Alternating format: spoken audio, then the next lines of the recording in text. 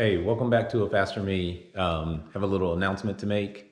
My wife and I, we've joined a cycling club and, pretty excited. We love the kids. Kids are awesome. So check them out. So again, that's the Pasadena Athletic Association Cycling Club. This is just the bibs, jersey, gloves, and socks, and of course a COVID mask. Please forgive my wife. She's a little camera shy, but she's modeling the bibs and the jersey for the women. She didn't get socks and gloves, but we're really looking forward to representing the club in some races and getting together with some of the other riders, doing fondos and things. This is a very nice touch as well, the COVID custom mask. Okay, so let's get into the topic of today, and that's just the effect of the draft, and then how you should come through when you're taking a pull with your team or when you're group ride, things like that. And this is not a normal pace line. This is actually a progressive pull that we're doing here. It's about a 4-mile, 5-mile stretch. I can't remember exactly. And we're slightly increasing the speed as we go. Now, this is my wife, camera view, Ellen. And as you can see, she's sitting in the draft pretty easy here. Most of the time, if you take a look at her watts, she's going to be in the low 100s, 150, 120, things of that nature.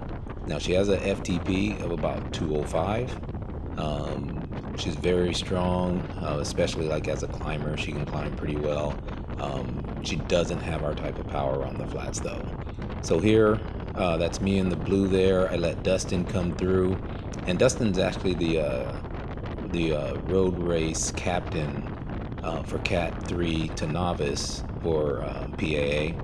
And Dustin comes through. He builds the pace, builds the speed up, and you can tell it's smooth pedal stroke, smooth acceleration. We go from about 27 miles per hour, and he gradually brings it up to 32, 33 miles per hour.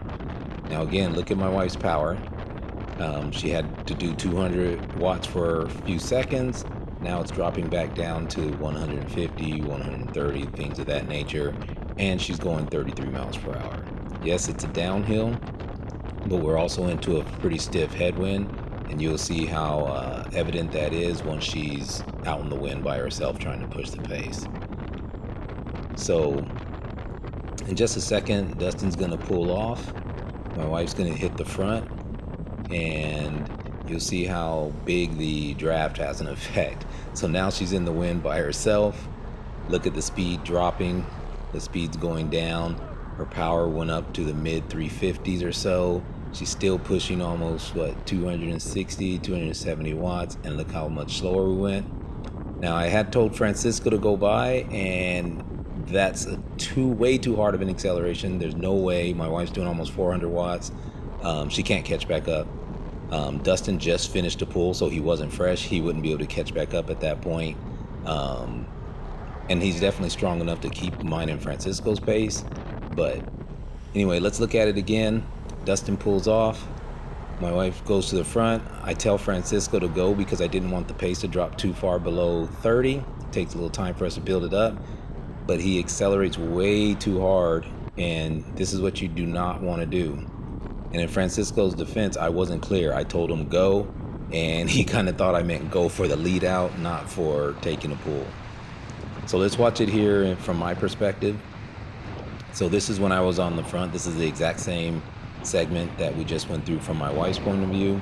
And you see me on the front, this headwind, I'm doing 250 plus watts. Majority of the way I'm gonna be doing 250 to about 280. And you'll see we're not actually even going that fast. We're only doing 25, 26, 27 miles per hour.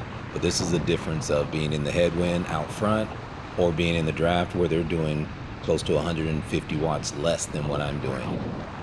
You'll see once I get into the draft, it's the same way for me. I go from right now doing 260, 250 watts. When Dustin comes through, you'll see that I have to do some pretty decent watts to get back onto the tail of the train. But other than that, my watts are going to drop down pretty low as well once I'm in the draft. This is one of the major benefits to being in the draft when you're racing or doing a group ride. You don't have to be as strong as the other riders. You just have to save energy, be efficient. And it's also one of the major differences between riding on the street and, say, riding on Zwift. Zwift, you can never do this in Zwift with the same amount of benefit.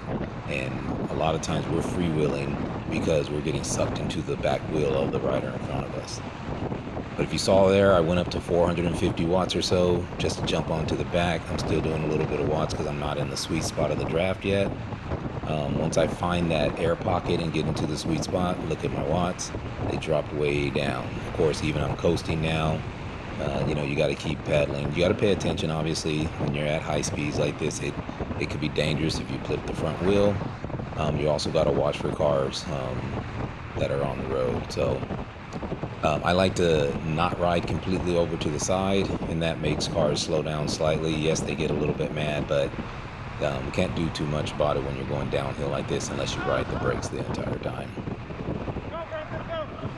So here's where Francisco goes, and I tell him to go because just freewheeling, I'm going to pass going that fast because my wife's lighter than we are. She doesn't have the same type of power.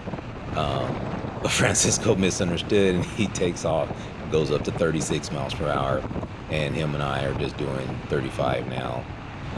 And you can see my watts, I'm doing almost 400 watts.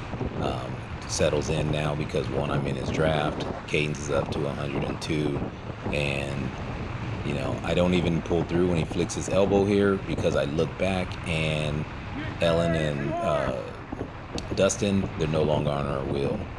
So basically the lesson here is when you go by, unless you want to pop your teammates, you want to gradually come by. Even if we're building speed like we are, we're trying to get it, just keep building, and we'll do the entire segment, which we do this all the time. We'll do the entire segment faster as a group, and then at the end of it, which we had about half a mile to go, or maybe 3/4 of a mile, we finish it with a sprint, a little uphill sprint to the light.